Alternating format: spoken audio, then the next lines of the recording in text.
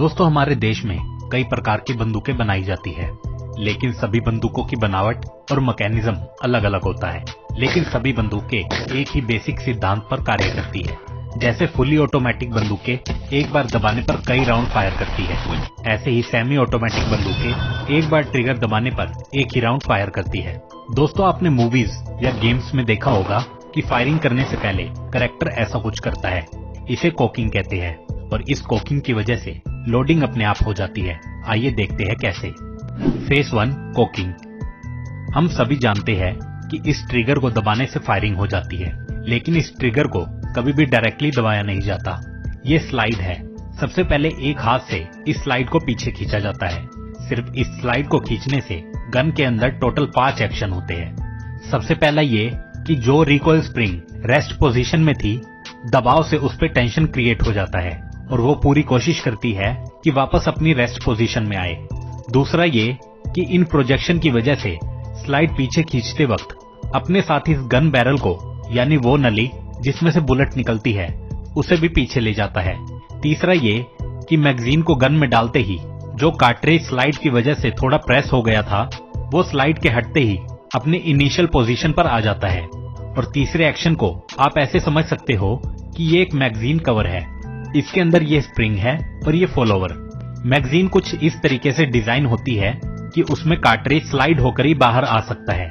इस स्प्रिंग का काम है कि फॉलोवर के ऊपर जितने भी कार्ट्रिज हो उनको टॉप पर ले जाना, कुछ इस तरह। अब होता ये है कि जब मैगजीन गन के बाहर है तो कार्ट्रिज सबसे टॉप लेवल पर होता है, और जब मैगजीन गन के अंदर डाली जाती है तो स्लाइड की वजह से सबसे ऊपर जो कार्ट्रिज है वो थोड़ा प्रेस हो जाता है।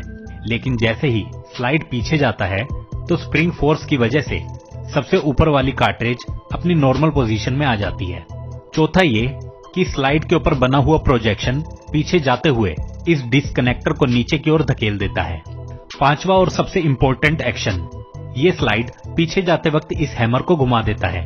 गन के इस पार्ट को हैमर स्ट्रट बोला जाता है और इस नीचे लगी स्प्रिंग को मेन स्प्रिंग। ये हैमर स्ट्रट ऊपर की ओर हैमर से जुड़ा होता है और नीचे की ओर मेन स्प्रिंग से। अब जैसे ही स्लाइड के दबाव में हैमर घूमता है तो इसके साथ ही हैमर स्ट्रट नीचे की ओर मूव करता है और नीचे की ओर मूव करते वक्त वो मेन स्प्रिंग को दबा देता है। इसकी वजह से जो मेन स्प्रिंग अभी तक रेस्ट पोजीशन में थी उस पर टेंशन अप्लाई हो जाता है। इस पूरी प्रोसेस को कोकिंग कहते हैं। Phase 2 loading. लोडिंग के लिए कुछ करना नहीं पड़ता, वो कोकिंग के साथ ऑटोमेटिकली हो जाती है। आइए देखते हैं कैसे। अब जैसे ही स्लाइड पे से हाथ हटेगा तो रिकॉइल स्प्रिंग जो स्लाइड की वजह से टेंशन में थी वो वापस से अपनी रेस्ट पोजीशन में आएगी और साथ में स्लाइड को भी अपनी इनिशियल पोजीशन में ले आएगी। खास बात ये है कि जब ये स्लाइड अपनी इनिशियल पोजीशन में आ रहा होगा तो कार्ट्रिज को बैरल में धकेलता हुआ आएगा। ऐसा करते वक्त कार्ट्रिज का पिछला हिस्सा स्लाइड के राइट साइड में लगे हुए एक्सट्रैक्टर में कुछ इस प्रकार लॉक हो जाता है। इस पूरे प्रोसेस को लोडिंग कहते हैं। लेकिन क्या आपने एक बात नोटिस की? रिकॉइल स्प्रिंग की वजह से जब स्लाइड वापस आया तो मेन स्प्रिंग की वजह से हैमर भी अपनी इनिशियल पोजीशन पर वापस आना चाहिए था, लेकिन ऐसा नहीं हुआ। आइए समझते हैं क्यों। गन के इस पार्ट को सीयर कहते हैं और इस पार्ट को लीफ स्प्रिंग बोलते हैं। लीफ स्प्रिंग वही स्प्रिंग है जो गाड़ियों के सस्पेंशन में इस्तेमाल होती है, लेकिन यहाँ ये एक छोटे रूप में है। अब होता ये है कि ये लीफ स्प्रिंग हमेशा ही सीयर को इस डायरेक्शन में रखने की कोशिश करता है। अब ध्यान से समझे कि जिस टाइम स्लाइड की वजह से हैमर रोटेट हो रहा था उसी टाइम वो सीयर के साथ एंगेज भी हो रहा था। ये देखिए कैसे सीयर की वजह से हैमर रोटेट होते वक्त अटक गया और स्लाइड के वापस जाने पर भी हैमर अपनी इनिशियल पोजीशन पर वापस नहीं आ पा रहा। दोस्तों, यहाँ तक आप ये समझ चुके हो कि जब कोई कैरेक्टर गन के साथ ऐसा करता है तो गन के अंदर क्या चल रहा होता है। Phase 3 firing. अब ये गन फायरिंग करने के लिए तैयार है। जैसे ही ट्रिगर दबाया जाएगा वो इस डिस्कनेक्टर को पुश करेगा और उसी टाइम डिस्कनेक्टर सीयर को पुश करेगा, जिससे हैमर फ्री हो जाएगा और इस मेन स्प्रिंग के टेंशन के कारण इस फायरिंग पिन से जा टकराएगा। आगे बढ़ने से पहले इस बात को याद रखें कि इस पूरे हिस्से को बुलेट नहीं बोला जाता, सिर्फ इस आगे के हिस्से को ही बुलेट बोला जाता है। इस पूरे हिस्से को कार्ट्रिज बोला जाता है और ये बाहर की कवरिंग है, इसे केस या खोखा बोला जाता है और इसके अंदर ही प्रोपेलेंट भरा होता है जिसे गन पाउडर या बारूद भी कह सकते हैं। कार्ट्रिज के इस पोर्शन में बीचों बीच पीछे की तरफ ये प्राइमर कंपाउंड होता है।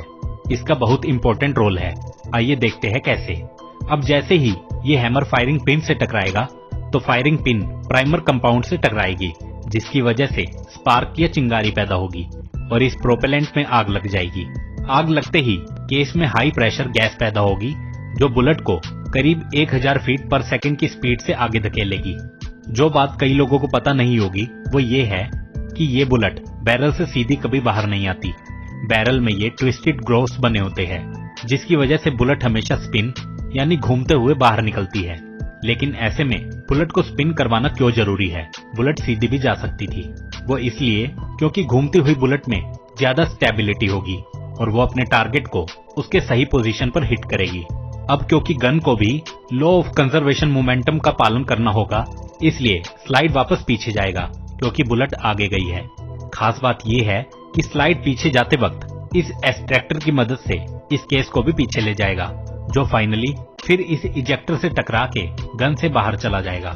सिर्फ इतना ही नहीं, पहला राउंड फायर करने के रिएक्शन से जब स्लाइड पीछे जाता है तो अगला राउंड फायर करने की कोकिंग और लोडिंग ऑटोमेटिकली कर लेता है। आइए देखते हैं कैसे।